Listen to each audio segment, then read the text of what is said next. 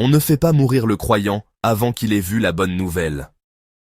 Au nom d'Allah, le tout miséricordieux, le très miséricordieux.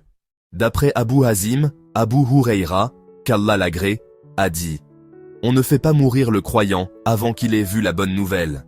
Lorsqu'il meurt, toutes les bêtes présentes dans la maison, à l'exception des djinns et des humains, entendent la voix d'un crieur qui crie « Empressez-vous de l'emmener vers le plus miséricordieux des miséricordieux. » Lorsqu'il est placé sur son brancard funéraire, il dit « Vous marchez trop lentement. » Lorsqu'il est placé dans le lard, on l'assoit, et sa place dans le paradis, et ce qu'Allah lui a préparé comme bienfaits, lui sont montrés, et sa tombe est remplie de quiétude, de plaisir et de musc.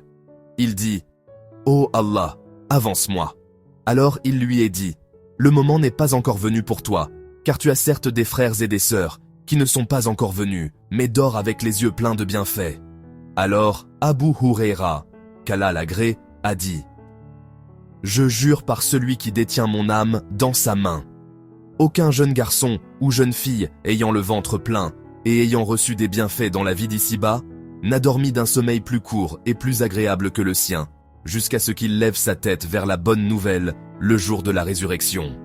Il dit « Ô Allah, avance-moi » Alors il lui est dit « Le moment n'est pas encore venu pour toi, car tu as certes des frères et des sœurs qui ne sont pas encore venus, mais dors avec les yeux pleins de bienfaits. » Alors, Abu Huraira, qu'Allah l'agrée, a dit « Je jure par celui qui détient mon âme dans sa main.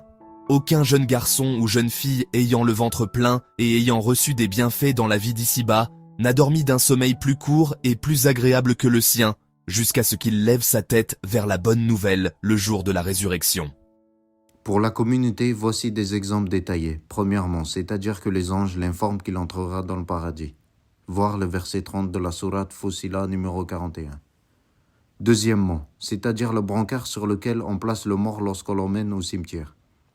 Troisièmement, c'est-à-dire qu'il souhaiterait que les gens marchent plus vite afin qu'ils arrivent plus rapidement dans sa tombe dans laquelle il pourra profiter des récompenses promises. Quatrièmement, l'ilhad est le fait de creuser une place pour le mort sur le côté de la tombe qui est le plus proche de la Qibla. Le mort y est placé sur son côté droit en face de la Qibla. Puis, on referme le creux dans lequel le mort a été placé en mettant derrière son dos des briques, des planches de bois ou autres. Puis, on remplit la tombe de terre. Ainsi, le sens est lorsqu'il est placé dans sa tombe. Cinquièmement, c'est-à-dire, fais-moi entrer dans le paradis.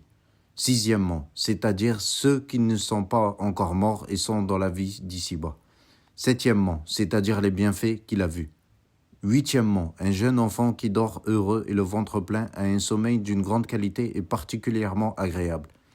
Neuvièmement, c'est-à-dire comme la personne qui ferme ses yeux et dort, puis quand elle se réveille et ouvre ses yeux, elle a l'impression que son sommeil n'a duré qu'un instant.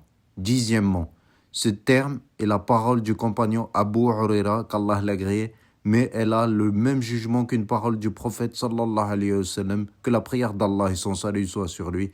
En effet, Abu Huraira, qu'Allah l'agrée, ne peut affirmer des choses de l'invisible que s'il a au préalable entendu du prophète sallallahu alayhi wa sallam, que la prière d'Allah et son salut soit sur lui.